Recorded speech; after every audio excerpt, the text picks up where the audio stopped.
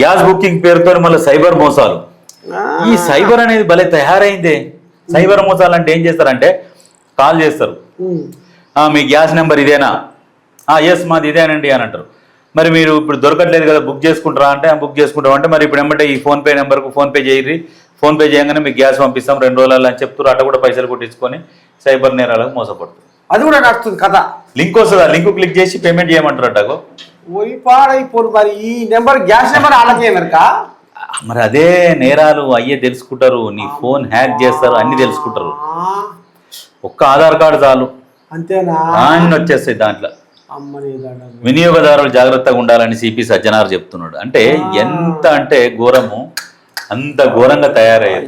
బతుకుంటే కోడియాగరు మరి రేట్లు పెరుగుతాయో. అయితే గ్యాస్ వాళ్ళు ఏం చేస్తారు అంటే ఈ చుట్టుముట్టు ఇవైతే ఎట్లుంటాయో మెయిన్ ఈ ఏజెన్సీలు ఇవి ఉంటాయి కదా కంపెనీలు, ఈ కంపెనీలు ఏం చేస్తున్నాయంటే కృత్రిమంగా కొరత సృష్టిస్తున్నాయి. వాళ్ళ దగ్గర గ్యాస్ ఉన్నాక కూడా మా దగ్గర గ్యాస్ లేదని చేతులు ఎత్తేసినాయి కుచనాల కోసం. అవి ఏంటంటే కమర్షియల్ కదా, కమర్షియల్ కాబట్టి దాన్ని బ్లాక్లు అమ్ముకునే అవకాశాలు ఉంటాయి. బ్లాక్లు అమ్ముకోవచ్చు అని చెప్పేసి హోటల్లోనికి బ్లాక్లు అమ్మినాం.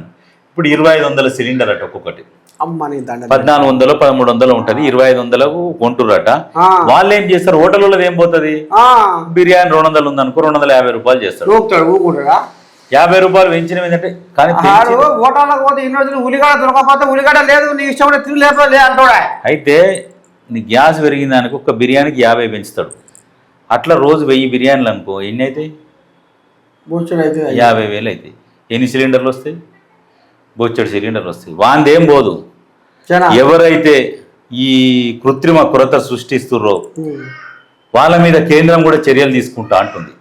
కేంద్ర ప్రభుత్వం ఎస్మా చట్టం ప్రయోగిస్తుందట. మరి ఎందుకంటే గ్యాస్ పుష్కలంగా ఉన్నాక ఎందుకు కొరత సృష్టిస్తున్నారు మీరు, బ్లాక్ మార్కెట్ చెయ్యాలని చూస్తే మీ మీద ఎస్మా ప్రయోగిస్తామని చెప్తుంది.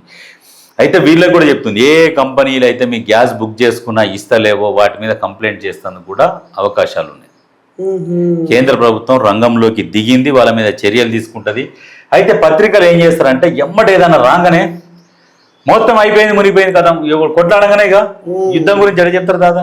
ఇప్పుడు ఈ రేసిందే దుబాయ్ మొత్తం కథం అయిపోయింది, ఎయిర్పోర్ట్ అంతా పోయిందట, ఏది బుర్జ్ ఖలీఫా కూడా కూలిపోయింది అని చెప్పేసి ఇట్లా వార్తలు. మరి ఏజెన్సీ వాళ్ళు మరి గిట్టే నా సొంటాడో నీ సొంటాడో అడుగుతాడు.